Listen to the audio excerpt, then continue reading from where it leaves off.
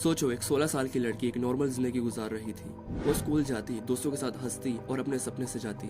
मगर एक दिन सिर्फ इसलिए उसके पेरेंट्स ने उसकी हरकतों को थोड़ा अलग समझा, उसे जबरदस्ती हॉस्पिटल ले जाया गया। उसने सोचा ये बस एक मामूली चेकअप होगा, मगर उसके साथ जो होने वाला था उसने कभी तसव्वुर भी नहीं किया था। हॉस्पिटल के एक ठंडे कमरे में उसे स्ट्रेचर पर लिटा दिया गया। उसके आसपास व्हाइट कोट पहने डॉक्टर्स खड़े थे, लेकिन उनकी आंखों में ना कोई दुख था ना समझ। उसके हाथ और पैर कसकर बांध दिए गए ताकि वो हिल भी ना सके। फिर एक डॉक्टर ने एक पतली सी मेटल की थैली उठाई जो बिल्कुल एक आइस पिक की तरह थी। वो तीली उसके आंख के अंदर ढकेल दी गई, सीधा उसके दिमाग के एक हिस्से तक पहुंचाने के लिए। उसने चीखने की कोशिश की मगर उसका गला सूख गया था, सिर्फ एक हल्की सी सिसकारी ही निकल पाई। फिर एक छोटी सी हथौड़ी उठाई गई और थैली को जोर से अंदर ठोक दिया गया। उसका दिमाग का एक हिस्सा जो उसके इमोशंस, उसके जज्बात और उसके शख्सियत को कंट्रोल करता था, तबाह कर दिया गया। सिर्फ 10 मिनट बाद एक मुस्कुराती, बात करती, सपने सजाती लड़की एक चलती फिरती लाश बन चुकी थी। ना दुख, ना खुशी, ना जज्बात, सिर्फ एक खाली शेल जो सिर्फ सांस ले रहा था।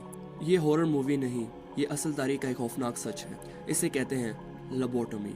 दुनिया भर में हजारों लोगों को इस सर्जरी का शिकार बनाया गया और इनमें से बहुत से या तो जिंदगी भर के लिए बेकार हो गए या मर गए। 20वीं सदी की शुरुआत में जहनी बीमारियां एक बड़ा मसला थी। लोग डिप्रेशन, स्किज़ोफ्रेनिया और एंजाइटी का शिकार हो रहे थे और उस वक्त के डॉक्टर को समझ नहीं आता था कि दिमाग को कैसे ठीक किया जाए। इसी दौरान एक Portuguese neurologist doctor Igas Monis ने एक अजीब और गरीब थ्योरी दी। उसने कहा अगर हम दिमाग के कुछ हिस्सों को काट दें तो शायद पेशेंट के जज्बात को कंट्रोल कर सकते हैं। और बस एक नई मेडिकल टॉर्चर का आगाज हो गया। 1935 में मोनिज ने पहली दफा एक इंसान के दिमाग का एक हिस्सा निकाल दिया ताकि देखा जा सके कि उसका रवैया कैसे बदलता है। और जो चीज सबसे ज्यादा हैरान कुन थी ये कि डॉक्टर्स ने इसको कामयाबी कह दिया। इस तजुर्बे से अमेरिकन साइंटिस्ट वॉल्टर फ्रीमैन बहुत मुतासिर हुआ, लेकिन फ्रीमैन ने इसको और भी ज्यादा डेंजरस बना दिया।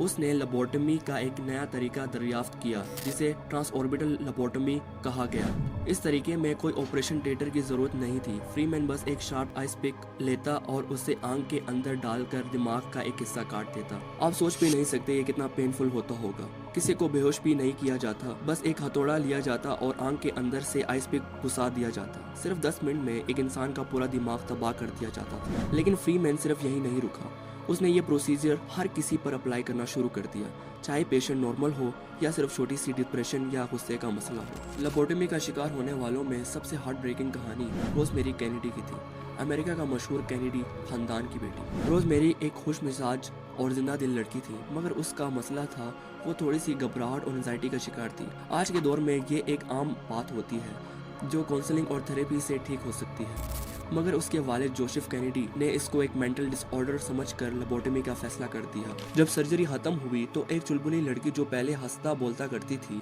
एक जिंदा लाश बन चुकी थी।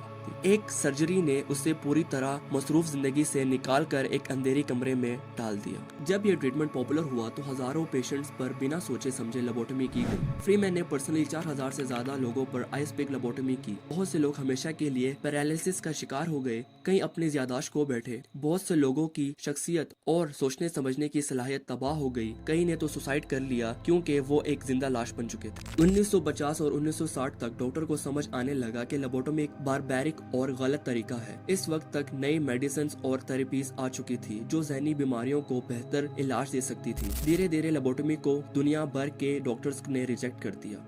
अगर हम लबोटमी के साइंस को देखें तो इसका लॉजिक सिंपल था। अगर दिमाग का वो हिस्सा जो इमोशंस और सोच को कंट्रोल करता है उसको तोड़ दिया जाए तो पेशेंट का रवैया बेहतर हो सकता है। डॉक्टर का मानना था कि फ्रंटल लोब के ओवर एक्टिव सिग्नल्स और अगर उन कनेक्शन को कट कर दिया जाए तो इंसान ठीक हो सकता है। लेकिन असल मसला ये था कि ये एक तरीका सिर्फ सिम्टम्स दबा रहा था, बीमारी का असल इलाज नहीं था। लोग एग्रेसिव या एनेशियस नहीं रहते थे, मगर इसका ये मतलब नहीं था कि वो ठीक हो जाते थे, वो बस सोचने समझने की सलाहियत को खो देते थे। लबोटमी एक ऐसी मेडिकल टेक्निक थी जिसमें डॉक्टर को असल बीमारी का नहीं पता था, मगर फिर भी उन्होंने बिना किसी प्रॉपर रिसर्च के ये डेंजरस सर्जरी करना शुरू कर दी। तो क्या लबोटमी सही थी? साइंस के मुताबिक नहीं। आज के दौर में हम मेंटल इलनेस का बेहतर इलाज जानते हैं, थेरेपी, मेडिकेशन और न्यूरोसाइंस रिसर्च के जरिए। लबोटमी एक असली मेडिकल गलती थी जो साइंस की दुनिया का एक तारीख दाग बन चुकी है और ये साबित करता है कि साइंस को बिना क्वेश्चनिंग ब्लाइंडली फॉलो करना इंसानी जिंदगियों के लिए कितना खतरनाक हो सकता है।